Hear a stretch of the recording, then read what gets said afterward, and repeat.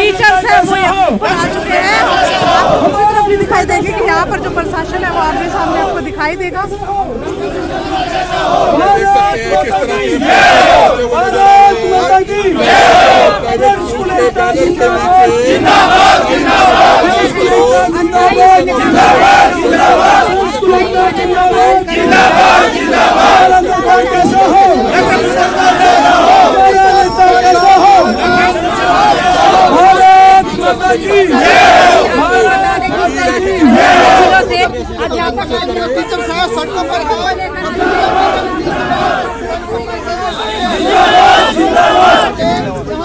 महिलाओं की बचाओ, स्कूल बचाओ,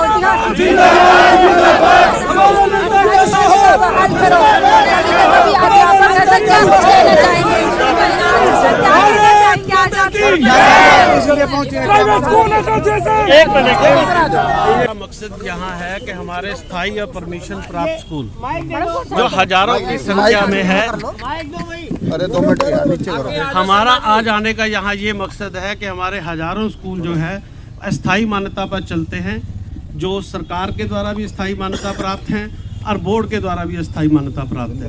उनके बच्चों को रेगुलर दाखिले से वंचित किया जा रहा है, जो हर साल सरकार जो है 1 साल देकर उनको एक्सटेंड कर देती थी, क्योंकि साथ साथ हम ये भी मांग कर रहे हैं कि नियमों का सरलीकरण किया जाए। जो नियम है वो बहुत सख्त है, जिनकी पालना ये स्कूल नहीं कर पाते। तो हम ये चाहते हैं कि इसका स्थायी समाधान निकले, लेकिन बच्चे परीक्षा से वंचित ना रहे। ये हमारी मेन मांग है। प्राइवेट स्कूल होगी हमारी बातचीत चलते ने आश्वासन दिया था, परंतु वो पूरा नहीं किया। क्या कारण है सर, क्योंकि काफी समय से आप लोग की बातें चल रही हैं, किन चीजों को लेकर सरकार अड़ी हुई है, मामला क्यों नहीं सेटल्ड हो पा रहा आप लोगों का? सरकार जमीन के लिए अड़ी हुई है, क्योंकि आपको पता है कि महंगाई इतनी होगी, जो आज पब्लिक के बीच में जो ज़मीन है, स्कूल है, वो आज ज़मीन नहीं ले सकते किसी कीमत पे। आज ज़मीन महंगी हो चुकी है। सरकार ने भी देखना चाहिए, जो और कार्य में डील दे रही है तो इसमें भी नॉर्म में डील देनी चाहिए। ज़मीन में सिर्फ इन स्कूलों के आगे एक ज़मीन ही है, जमीन का केवल रोड़ा अटक रहा है। ज़मीन जो कम है इनके पास, जो सरकार ने नियमावली 2003 बढ़ाई थी उसमें ज़मीन ज़्यादा बढ़ा दी, और जब इन्होंने अस्थायी मान्यता दी थी तब ज़मीन के ये नॉर्म कम थे।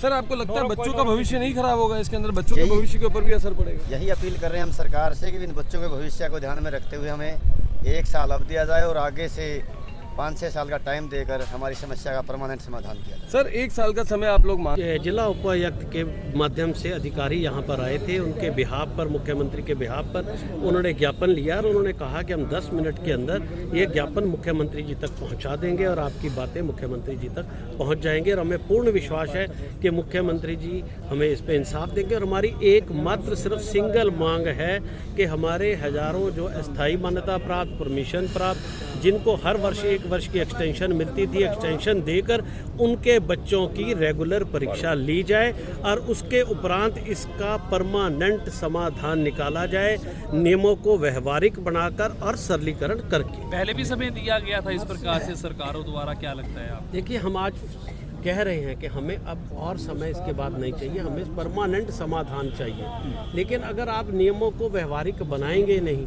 तो फिर तो हम हर साल ऐसे ही खड़े होंगे ना, हमें साल दे दीजिए, साल दे दीजिए। अगर आप नियमों को व्यवहारिक कर देंगे, जो हमारी मांग है, जिसको हम पूरा कर सकते हैं, जिसको हम पूरा ही नहीं कर सकते, हमारे पास भूमि की ऐसी शर्तें लगाई जा रही, भूमि हम प्लास्टिक की तरह बढ़ा नहीं सकते हैं। हमारे आसपास भवन बने हुए हैं, तो उन भवनों को हम कैसे खरीद सकते हैं? कोई हम सरकार नहीं है कि उनको हम एक्वायर कर लें। और अगर हम लेना भी चाहते हैं, कोई देना भी चाहता है, तो वो इतना मूल्य मांगता है कि जो हमारी औकात नहीं, क्योंकि हम कम फीस वाले बजट स्कूल हैं जो 500 से 1000 रुपये फीस लेकर बच्चों को शिक्षा प्रदान कर रहे हैं। हम करोड़ों रुपए खर्च नहीं कर सकते, अगर साथ में करोड़ों की जगह हम कैसे लेंगे? इसलिए भूमि के नियमों को व्यवहारिक बनाने की हम मांग कर रहे हैं और हमारे पास इसका फार्मूला है कि कैसे इस सारी समस्या का परमानेंट समाधान निकल सकता है। अगर माननीय मुख्यमंत्री जी अपनी अध्यक्षता में मीटिंग बुलाते हैं तो इसका समाधान निकलना बिल्कुल ही निश्चित है। तो अगर स्कूल की बात की जाए, अगर ग्राउंड की बात की जाए या रूम्स की बात की जाए तो सभी बच्चों को चाहिए होता है, क्योंकि स्कूल में देखिए ग्राउंड के जो है नियम सरकार ने बनाए हुए हैं, बहुत सारे सरकारी स्कूलों में भी नहीं है कि नियरेस्ट ग्राउंड का हम प्रावधान करते हैं और वो नियम बना हुआ है। तो ग्राउंड की शर्त इसके आड़े में नहीं है, इसमें आड़े है सिर्फ स्कूल की भूमि और थोड़ा बहुत कुछ भवन की शर्तें, लेकिन जो अधिक सचिवालय में यहाँ पर पहुंचे हैं जिसकी लाइव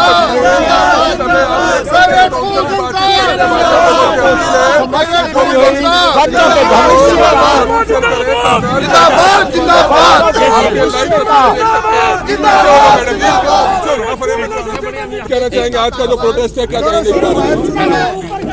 मेरा सभी स्कूल संचालक साथियों से निवेदन है वो मंच से नीचे उतर जाएं। मंच में सिर्फ प्रधान जी और 1-2 आदमी बैनर संचालक पूरे हरियाणा में भरी ठंड और कोहरे के बीच यहाँ पहुंचे हैं। आप लोग नीचे आ जाओ। वो मुख्यमंत्री जी से इंसाफ लेने पहुंचे हैं, क्योंकि इनके स्कूलों में पढ़ने वाले करीब 5 लाख बच्चे बोर्ड की रेगुलर परीक्षा से वंचित किए जा रहे हैं, जो हर वर्ष सरकार इनको एक्सटेंड कर देती थी। इस बार एक्सटेंड सिर्फ इसलिए नहीं किए जा रहे कि ये नियम पूरे नहीं करते। तो मैंने कल भी प्रेस कॉन्फ्रेंस में कहा था कि 75 वर्ष आजादी को हो गए, सरकारी स्कूल सैकड़ों और हजारों हैं, उनसे भी नियम पूरे नहीं हुए। इसका मतलब यह है कि नियमों में कहीं त्रुटि है, जिसको इतनी सक्षम सरकार भी पूरा नहीं कर पा रही, तो स्कूल संचालक, गरीब स्कूल संचालक कैसे पूरा करेंगे? हम बार बार कह रहे हैं कि नियमों को व्यवहारिक बनाया जाए और सरल बनाया जाए।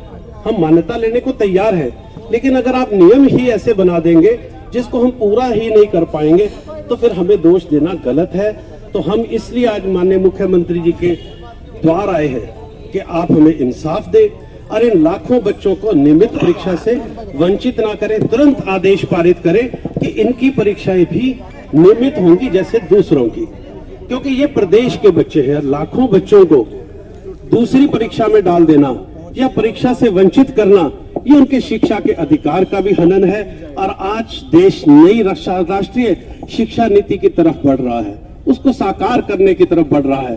अगर इस प्रकार से अड़चने बीच में सरकारों के द्वारा ही डाली गई, विभागों के द्वारा ही डाली गई, तो माननीय मोदी जी द्वारा जो राष्ट्रीय शिक्षा नीति बनाई गई है उसको साकार कैसे करेंगे? कैसे पूरे भारत को गुणात्मक शिक्षा प्रदान करेंगे? कैसे सारे भारत को शिक्षित करेंगे?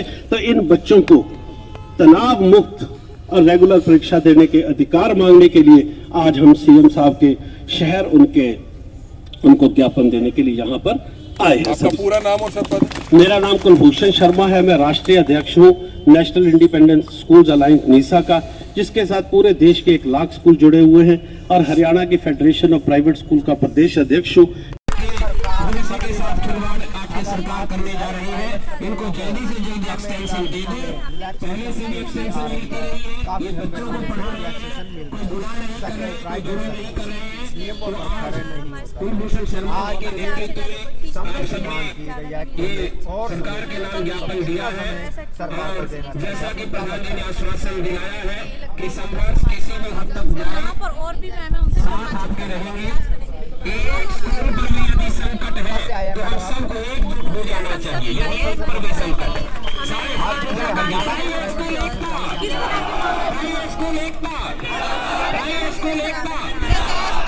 हमारा 2000 से रनिंग में है, और उसके बाद आज तक उनको हर साल मान्यता एक्सटेंड की जाती है, बट उनको स्थायी नहीं किया जा रहा। हमारी मांग यही है कि हमारे स्कूल को स्थायी किया जाए, बच्चों का भविष्य कहना चाहूँगा, बस यही है। अच्छा, सारे प्राइवेट स्कूलों से हैं? हाँ जी, पूरे हरियाणा से आए हुए हैं मैम। अगर एक भी स्कूल छूटा तो सुरक्षा चक्र टूटा। आप सुरक्षित तभी हैं जब आप इकट्ठे हैं और सब सुरक्षित है। अगर एक पर भी आ जाए तो आप समझिए आप असुरक्षित है, चाहे वो मान्यता प्राप्त स्कूल है या कोई स्कूल है। तो मैं आगे आपको एक और बात कहना चाहता हूँ कि आप जाकर 26 से लेकर 28 तक विधानसभा का सत्र है, अपने 20-20, 30-30 की संख्या में बहुत ज्यादा पढ़ाई को प्रभावित करने की जरूरत नहीं, क्योंकि शिक्षा का भार अपने कंधों पर है, सर्दियों की भी छुट्टियां होने वाली है और परीक्षाएं भी होने वाली है। इसलिए आप अपने अपने इलाके के विधायकों को सेम ज्ञापन दें कि हमें 1 साल का समय दिया जाए, और दूसरा हमारा स्थायी समाधान नियमों का सरलीकरण, व्यवहारीकरण कर जो है किया जाए। तो सभी अपने अपने विधायकों को माननी चाहिए हमारी बात, इसलिए छोटी छोटी संख्या में ही 20 तो आपने देखा कि यहाँ पर जो हरियाणा भर से जो टीचर्स आए हैं अपनी बातचीत करने का प्रयास करें, किस तरह से उनका कहना है कि जो हमारी मांगे हैं वो सरकार तरीके से मुख्यमंत्री जी जो हमारी कि हमारी इसमें सिर्फ एक ही मांग है 1 साल की दे दी जाती थी, कोई कि आपके बच्चों की परीक्षा ली जाए रेगुलर और स्थायी समाधान नियमों का सरलीकरण, व्यवहारीकरण करके किया जाए। तो ये मांग आप सारे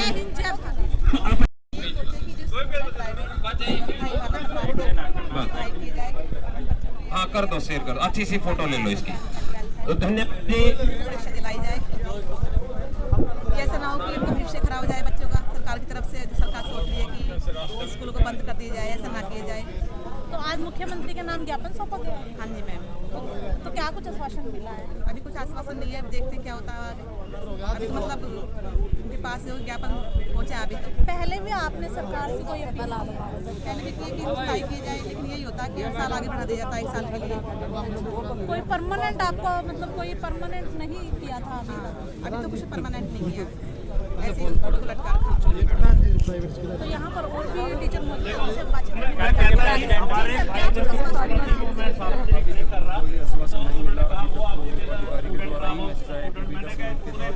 हमारा माननीय मुख्यमंत्री के पास पहुंच जाएगा। मुझे विश्वास है कि हमारे माननीय मुख्यमंत्री हमारे साथ कोई भी गलत नहीं करेंगे। वो हमेशा बच्चों के विषय के बारे में और जो 2 लाख अध्यापक हैं उसके अंदर 2 लाख अध्यापकों के बारे में अच्छे सोचेंगे।